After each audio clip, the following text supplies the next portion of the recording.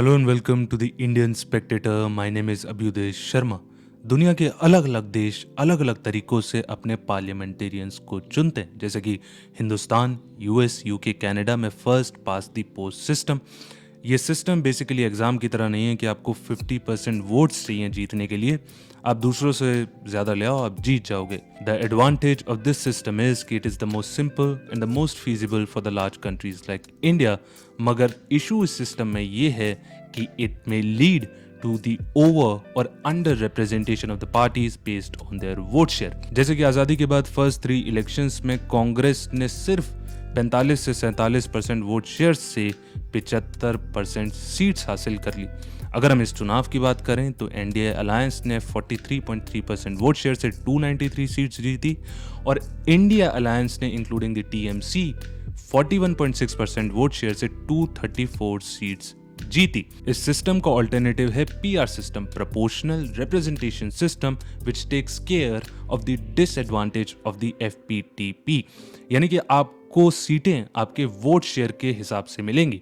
इसके अंदर भी जो सबसे ज्यादा पॉपुलर है वो है पार्टी लिस्ट पीआर, यानी कि हम लोग इंडिविजुअल्स को वोट नहीं करेंगे, सिर्फ पार्टी को वोट देंगे। मगर इस सिस्टम में एक मिनिमम थ्रेशोल्ड रखी जाती है, यानी कि आपको कम से कम 3 से 5% वोट शेयर लाना होगा टू क्लेम अ सीट। अगर ये सिस्टम इस चुनाव में इंप्लीमेंट होता तो देश के अंदर सिनेरियो कुछ और होता। गुजरात, मध्य प्रदेश और छत्तीसगढ़ में टोटल 66 सीट हैं, जिसमें से 64 एनडीए अलायंस के खाते में गई with 62%, 60% and 53% vote share respectively. अगर पीआर सिस्टम इंप्लीमेंट होता तो इंडिया अलायंस के खाते में भी 23 सीटें आती। बीजू जनता दल जो गोल्डन डक पे आउट हो गया डिस्पाइट बैगिंग 42% वोट शेयर, उसकी भी 9 सीटें आती और एनडीए एंड एआईएडीएमके की भी तमिलनाडु में सीटें आती with India alliance clean swept despite securing only 47% vote share. इस पीआर सिस्टम का मेन क्रिटिसिज्म ये है कि it may lead to a situation where no party gets the majority. In order to balance things, there is MMPR, Mixed Member Proportional Representation, in which we make use of both the FPTP and the PR system. The countries where this system is followed are New Zealand and Germany.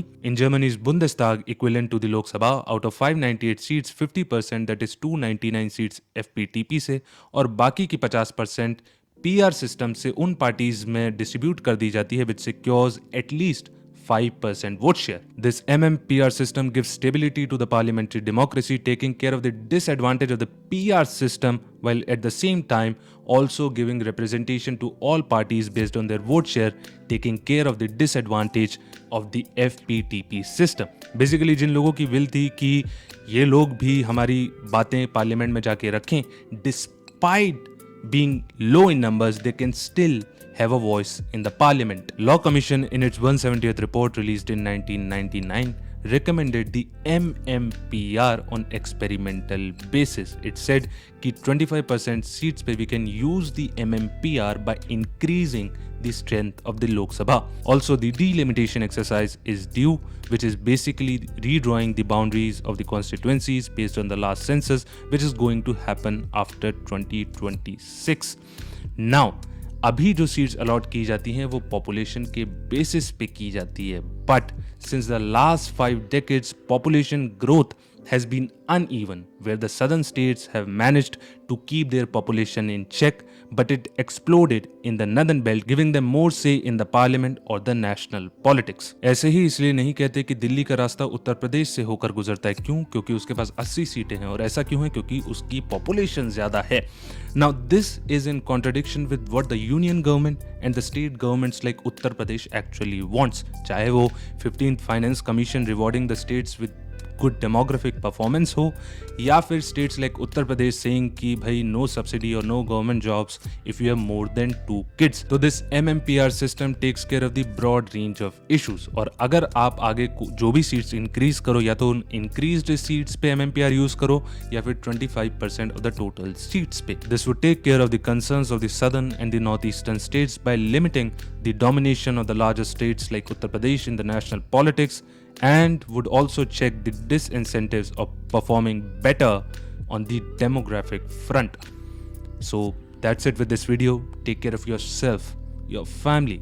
Keep smiling. Have a good loving, and a peaceful day.